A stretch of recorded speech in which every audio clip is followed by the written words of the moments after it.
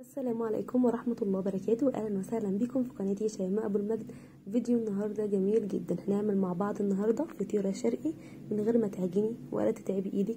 حاجة موفرة جدا جدا لانك هتاخدي كل المكونات اللي عندك في الفريزر.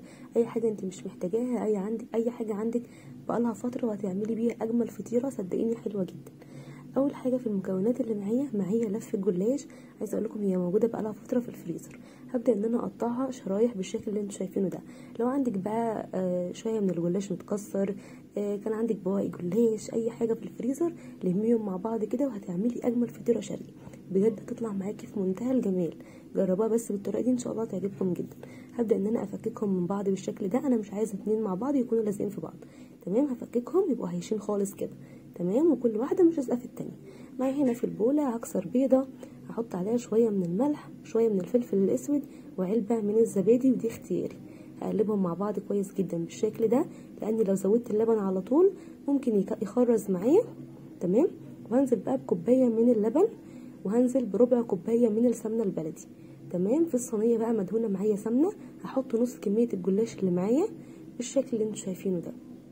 عايزه اقول لكم موفره جدا واقتصاديه جدا، تمام. هنزل عليها بشويه من الخليط اللي عملته وهوزعه على الصينيه كلها بالشكل ده. معايا هنا لحمه مفرومه كانت عندي برده في الفريزر، كان كل ما يبقى مني كميه من اللحمه المفرومه احطها في العلبه دي لحد ما جمعت شويه. شايفين مفيش احسن من كده طبعا، تمام. هبدا ان انا اوزعهم بالشكل اللي انتوا شايفينه ده. عايزه اقول لكم انا عملتها ما خدتش معايا حرفيا ربع ساعه، تمام، وطعمها بجد في منتهى الجمال. كان عندي برضو حته كده من الجبنه الموتزاريلا، عايزه اقول لكم لازقه في بعضها وطلعنا عينيها يعني.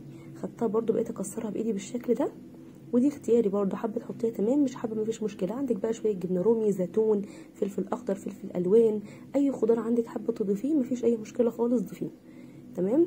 بعد كده هحط رشه من السمسم ودي اختياري، ورشه من الزعتر الحلبي وده برضو اختياري، مش حابه تحطيه مفيش مشكله. هحط بقى نص كميه الجلاش الباقيه. انت لا تعبتي نفسك ولا عجنتي ولا اي حاجه، ولميتي كل اللي عندك في الفريزر، تمام. هبدا بس ان انا اسويها بالشكل ده واوزع عليها باقي كميه الخليط كله بالشكل ده.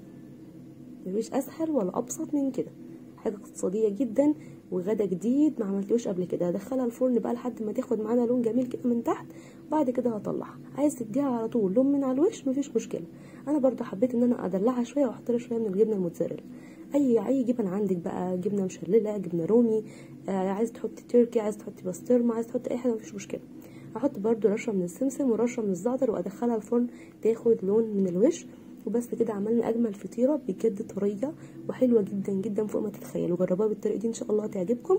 لو الفيديو ده عجبكم واستفدتوا منه ما تنسوش تحطوا لايك وتشتركوا في القناه وتفعلوا زر الجرس عشان يوصل لكم كل الفيديوهات الجديده. شايفين هي قد ايه جميله؟ عايزه اقول لكم في منتهى الجمال. اشوفكم على خير والسلام عليكم ورحمه الله وبركاته.